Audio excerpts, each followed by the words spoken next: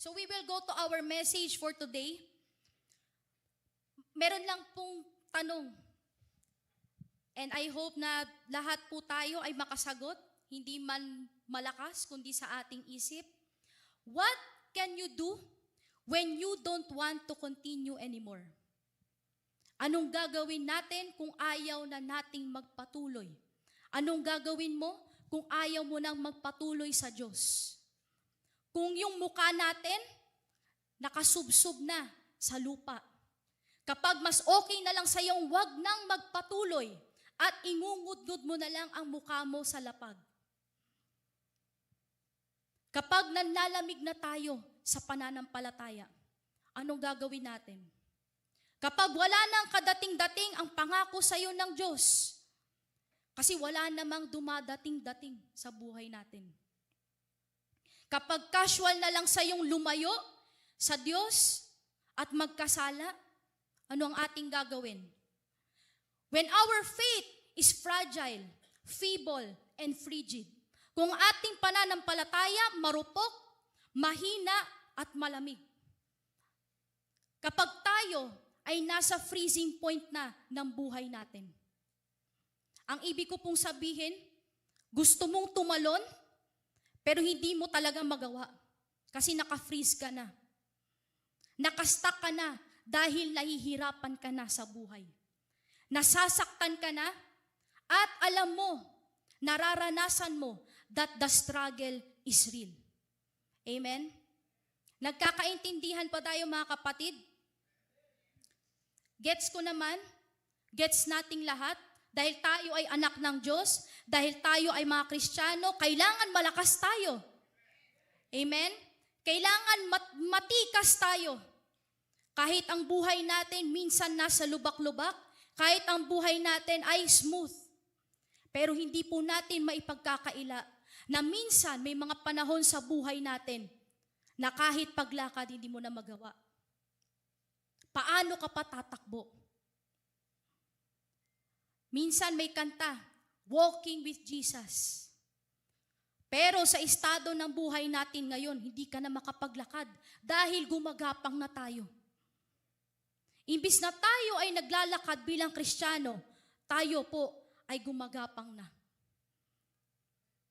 Hindi na po ako magtatanong na itaas po ang kamay kung sino nakakaramdam nito, but ang Diyos alam ang puso at isipan natin ngayon.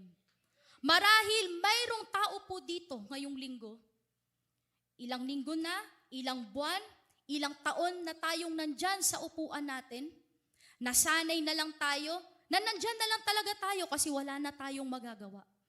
Feeling mo parang hindi ka nakagamit-gamit sa Diyos. Minsan nakaka-discourage pa sa buhay natin dahil magbubukas tayo sa Facebook, magbubukas tayo sa Instagram, maririnig natin sa kamag-anak natin, maririnig natin sa kaibigan at pamilya natin, na para bang masasaya pa sila sa blessing nila. Nakikita natin na mas blessed pa sila, na parang ang saya-saya ng buong mundo. Ngayon, maiinggit tayo. Makikita natin yung post, Just Eat at Tagpuan Wawa. #feeling blessed. Bakasyon en grande. Sharing time ng blessings. Tapos ikaw, hindi mo nga alam kung may kakainin pa kayo ng mga anak mo bukas. Sabay-sabay ang dating ng maniningil at mamumutol. Talagang maninigas ka na lang sa inis.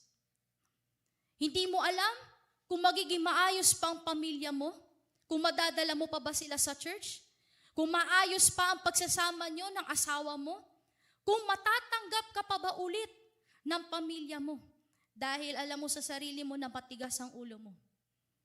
Hindi mo alam kung kailan matatapos ang kalbaryo mo. Kakatapos na ng problema na naman. Minsan nag-aantay na lang tayo kung kailan ba darating ang pangako niya. Amen? Kung gagaling ka pa ba o hindi na. Kung maibabalik pa ba yung dating sigla, yung dating ikaw na masiyahin, sasaya ka pa ba? O makukuha mo pa bang ngumiti ng totoo? Pero ngayong umaga na to mga kapatid, Kapag wala ka ng ibang pwedeng magawa, kapag singlamig na ng yelo, yung dati mong maalab na pananampalataya, kapag nababalutan ka na ng discouragements, ng failures, disappointments, hopelessness, puro ka na lang tanong sa isipan mo. Ang paalala sa atin ngayon ng Diyos ay huwag kang sumuko. Hindi totoo na hindi mo kasama ang Diyos. Hindi totoo na pinabayaan ka na niya. Hindi totoo na sinarado niya na ang tenga niya sa iyo. Dahil siya ay interesado sa lahat ng parte ng buhay mo. Huwag ka lang sumuko. Ang buhay natin, parang katulad kay Peter. Parang crossword. Sino po ba nakakaalam niyan? Merong ups, merong downs. Ganyan ang buhay natin. Katulad ni Peter, may mga ups siya sa buhay niya. Na nung iniwan niya ang lahat at sinundan niya si Kristo, binigay niya ang buhay niya kay Kristo. At napatunayan niya na si Jesus ay talagang anak ng buhay na Diyos. Sa lahat ng tao na nabuhay sa mundo, si Pedro lang ang nakalakad sa tubig.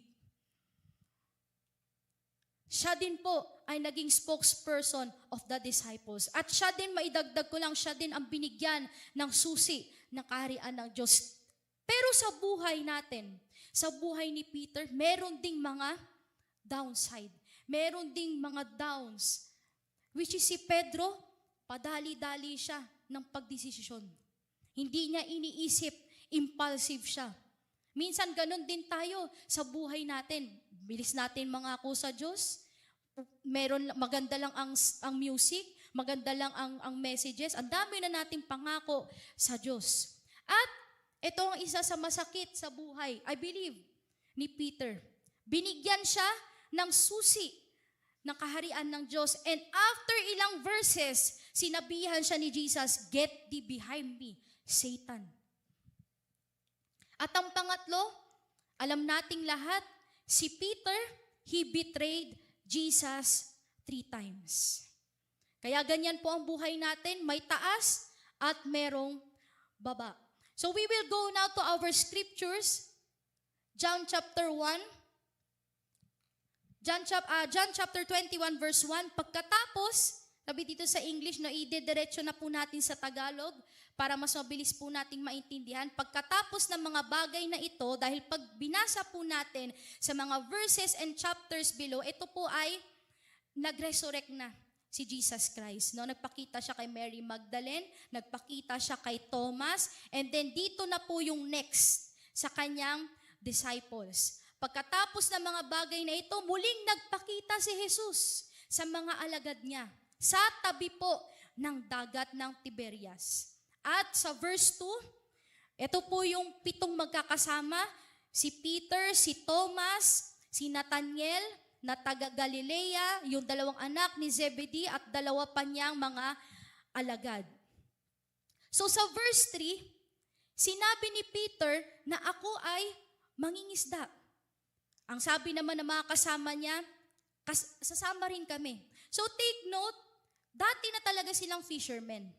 Pero dahil tinawag sila ng Diyos, follow me, nagkaroon po sila ng mga supporters dahil po kay Jesus Christ. So meron silang mga pangkain, kung ano mga pangangailangan nila. But dito po si Jesus ay wala na po siya.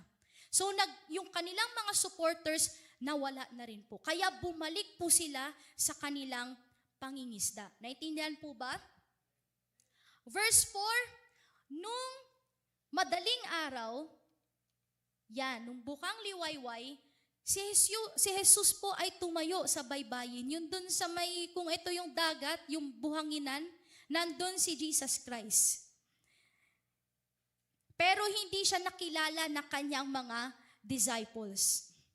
So tandaan natin, yung mga fishermen, may technique po sila. Kaya lagi po silang madaling araw na nangingisda, 2 a.m. ng madaling araw. Kasi ang hangin galing sa land, papuntang sea. So ibig sabihin, kung gusto nilang mas mabilis ang nila ng bangka, mapunta sila sa gitna ng dagat ng mas mabilisan. Ito po yung tamang oras, 2 a.m. in the morning. In verse 4, may kita natin, no? Gabi hanggang madaling araw, ang mga disciples ay nangingisda. Hulog sila ng hulog ng lambat, pero puro putik na lang ang nasusungkit ng lambat nila. Sila po ay basa, sila ay pagod, sila ay gutom, at sila ay puyat. Pero si Jesus, tinanong sila. Nandun sa buhanginan si Jesus, no? Sabi ni Jesus, mga anak, mayroon baga kayong anumang makakain? Pero take note, hindi nila kilala dito si Jesus. At ang sagot nila ay, wala. Sa English maganda, children, have ye any meat? And they answered, no. Minsan, darating talaga sa buhay natin, parang nagawa mo na ang lahat. To the point na pagod ka na, sa punto na sobrang gutom ka na, sobrang puyat ka na, pero parang wala pa rin tayong nahuhuling isda. Yung pag-asa ng buhay natin kasing dilim na ng putik. Minsan mapapaisip tayo, galit siguro ang Diyos sa akin. Sinumpa na ata ako ng Diyos, kaya lagi na lang ako minamalas eh. Ako na lang mag-isa. Wala nang pakialam sa akin yung Diyos. Minsan sa buhay natin, mapapasabi tayo, wala nang pasada. Wala pang benta, wala pang sweldo. Ginawa ko na lahat sa school, pero parang hindi pa rin mataas ang grades ko. Inaplayan ko na lahat, pero parang hindi pa rin ako natatanggap. Bakit hindi pa rin ako gumagaling? Bakit parang ang hirap magpatawad? Bakit parang laging mabigat ang pakiramdam ko? Parang wala ng katahimikan. Pero hindi natin alam, mga sisters and brothers, na si Jesus, nasa malayo, tinitignan ka niya. Alam ng Diyos ang paghihirap mo. God sees our struggle. Nakikita ng Diyos kung gaano ka naghirap. At ngayong umaga na ito, tinatanong tayo ng Diyos, anak, ano bang gusto mo? Mga anak, meron baga kayong kailangan? Meron ba tayong kailangan ngayon sa Diyos? Ang Diyos po nakatingin sa atin ngayong umaga na ito. Kaya kung ano po ang kailangan natin, libre po nating sabihin sa ating dakilang Diyos. In verse 6, sabi ni Jesus Christ sa kanila, ihulog ninyo yung lambat ninyo sa may bandang kanan at makakahuli kayo. At anong nangyari? Sila ba ay nakahuli o wala? Nakahuli po sila ng maraming isda. So makikita po natin, since God understands us. Interesado ang Diyos sa mga maliliit na detalye ng buhay natin. Kaya minsan nakala natin hindi natin kasama ang Diyos, pero hindi. Pinagmamasdan tayo ng Diyos. At nandyan lang siya nakabantay sa atin, hindi niya po tayo papabayaan. Huwag muna tayong magtampo. Pwede ba nating sabihin sa mga katabi natin, huwag ka munang magtampo. Ang Diyos, dahil ang Diyos, inihahanda ka sa malaking bagay. Kaya kung makikita po natin dito sa verse 7, ano pong kasunod na nangyari? Ang isang disipulo ni Jesus Christ na kanya pong minamahal, sinabi niya kay Peter, yung Panginoon nga yun. So ibig niya sabihin, si Jesus Christ nga yun. Kaya nung pagkarinig agad ni Simon Peter, ano ginawa niya? Siya po ay nagsuot ng kanyang robe at tumalon sa dagat. Amen. May sinabi ba dyan na siya ay nag-isip pa, siya ay umiyak pa? Na-imagine natin kung gaano kabilis. Diba? Siya ay nangingisda nung sinabi, yung Panginoon nga, sabay talon. Kung tayo, Pedro, anong gagawin natin? Kung tayo si Pedro sa mga oras na yan, ano ang gagawin natin? Yayakapin ba natin ang Diyos? Tatakbo ba tayo papunta sa Kanya? Pero tandaan natin, hindi lang siya si Jesus, kundi siya yung binetray niya ng 3 beses. So ngayon, ifo-focus natin kung ano yung naging reaksyon ni Peter. Nung narinig niya na si Jesus Christ iyon, talagang tinapon niya yung sarili niya sa dagat. Pwede nating sabihin ngayong umaga na ito, padalos-dalos naman si Peter. Alam niya naman na may atrasyo sa kay Jesus. Amen? Ang bilis niya naman magdesisyon agad. Hindi man lang siya nag-sorry. Yun lang, ganun lang kabilis. Pero, si Pedro, sa ating lahat, siya ang mas nakakakilala kay Jesus. Amen? Alam ni Pedro na sa gitna ng matinding hangin, ng matinding pagod, sa gitna ng walang huli, ang Diyos lamang ang may kayang magbigay ng biyaya at kasagutan sa lahat. Sana po, ganun din tayo sa umagang ito. Na kahit nasa gitna tayo ng matinding hangin ng problema, kahit nasa gitna tayo ng pagod na parang ayaw mo na, sana may puwang sa puso natin na ang Diyos lang ang makakapagbigay ng kasagutan. Sana may puwang sa puso natin na ang Diyos lang ang makakaturo sa atin ng solusyon. We just have to let go and let God. Siguro sa isip ni Peter, hindi ko alam ang gagawin mo sa akin o kung ano ang mangyayari sa akin, Jesus. Dahil binetray kita ng 3 beses kahit nagyabang ako sa harap mo. Pwede mo akong lunurin? Pwede nga akong kainin ng tubig, ng dagat. Pwede mo nga akong sumpain agad o tanggalan ng hininga. Ikaw na po. Pero ikaw na ang bahala sa akin, Jesus. Iahagis ko na lang ang sarili ko sa paanan mo. Ito po ang maganda kay Pedro. Alam niyang nagkasala siya ng matindi sa Diyos. Pero hindi po siya na-discourage. Hindi siya sumuko kay Jesus. Sana tayo rin po. May mga downs tayo sa buhay natin. May mga downs tayo sa paglilingkod natin sa Diyos. Amen?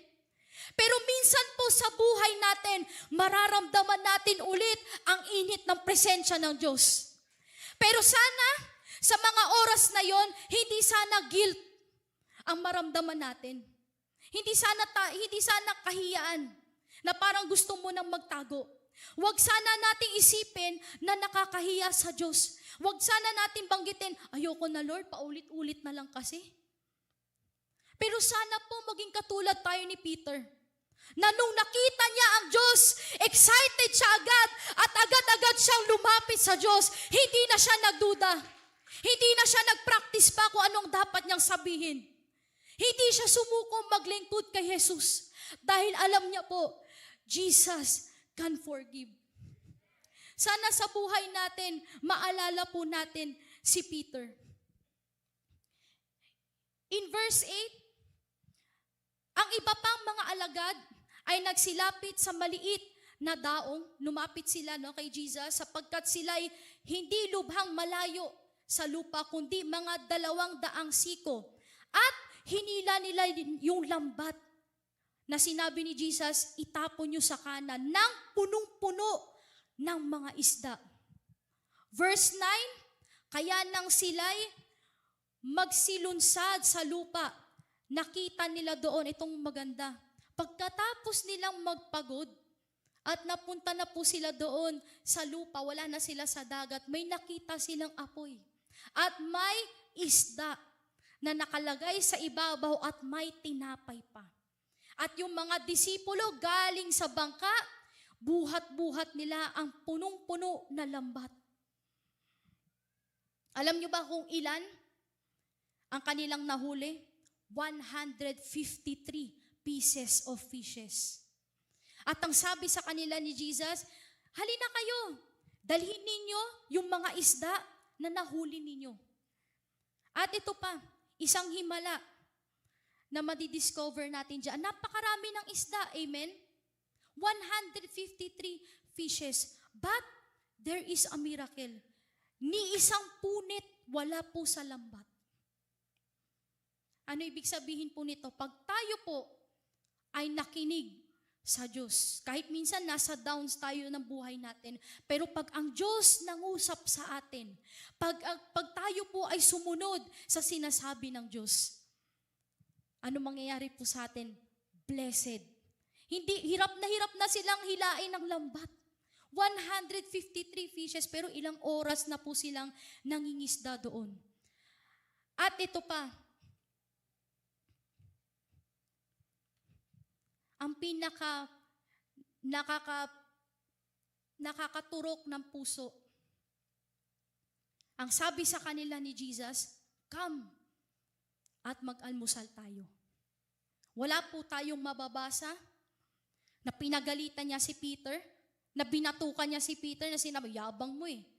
Binetray mo naman pala ako. Pero ang Diyos, ang sabi niya, halik kayo, kumain na tayo. Maybe, sa buhay ni Pedro, ito yung slow-mo na naranasan niya. Na parang prodigal son siya, nagkasala siya sa Diyos. Pero ang sabi lang, unang narinig niya sa Diyos, halika.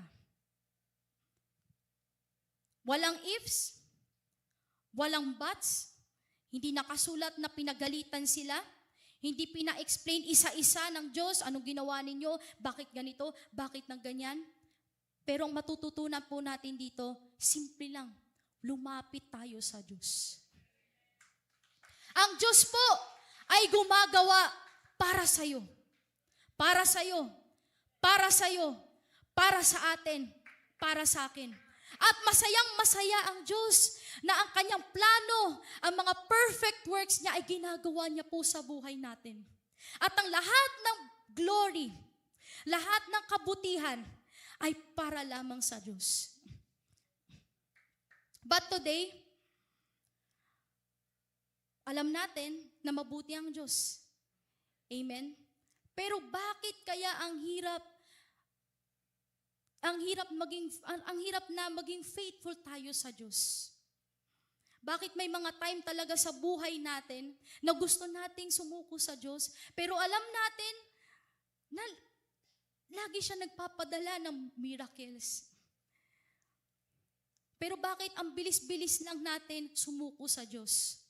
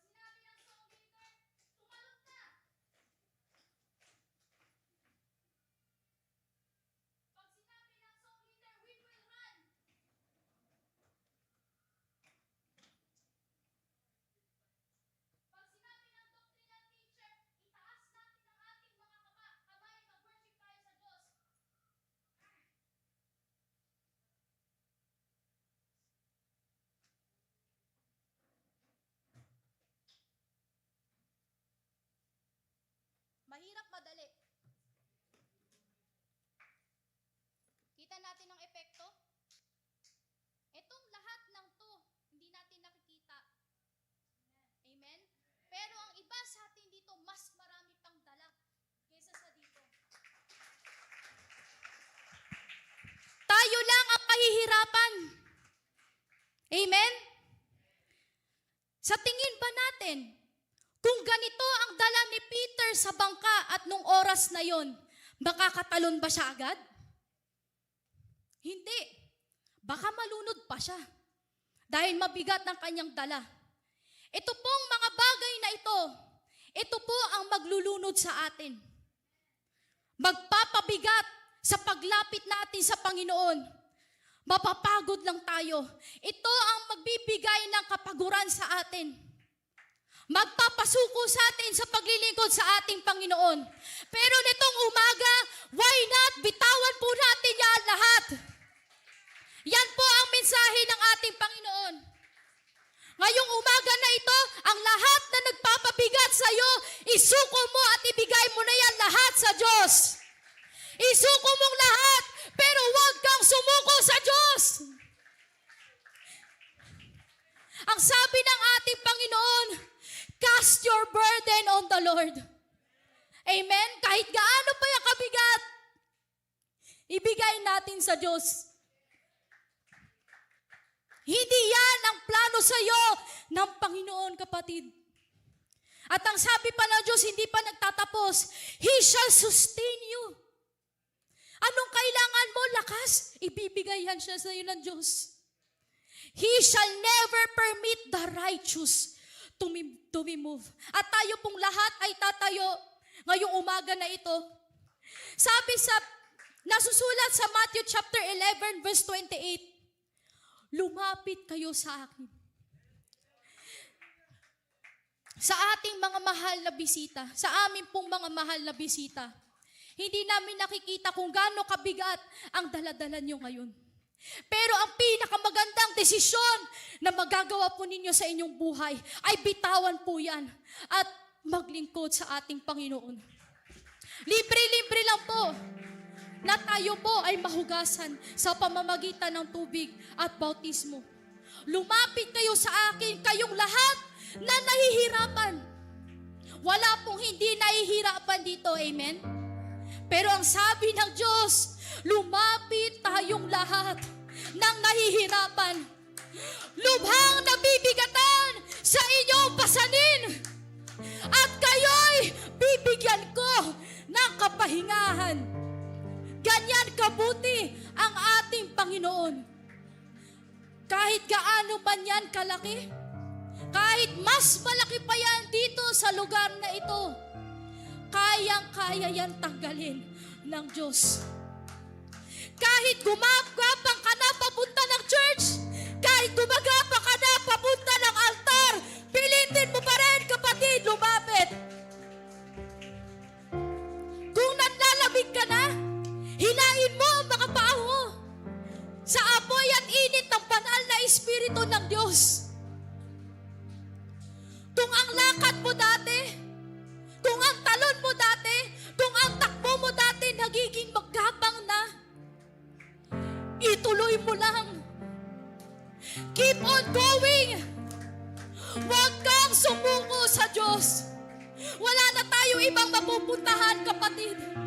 Diyos lang ang mapupuntahan natin. At ngayong umaga na ito, bitawan mo na ang dapat bitawan sa harapan ng Diyos. Huwag mo yang ipagdamot kasi gustong-gusto na yan tanggalin sa'yo ng Diyos.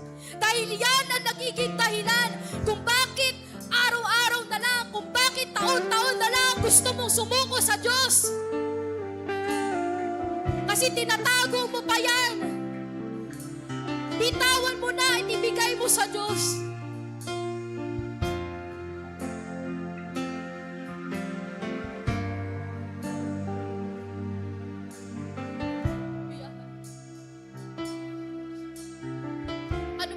Ng discouragement o takot man yan, ano man ang gumugulo sa isipan natin, bitawan natin yan ngayong araw na ito.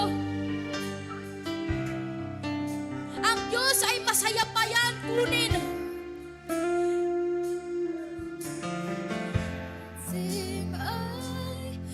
Ang Diyos, sinasabi niya sa atin, sige anak, ano pa? Ano pa ang meron ka? Baka may nakatago pa dyan. Ibigay mo na sa akin.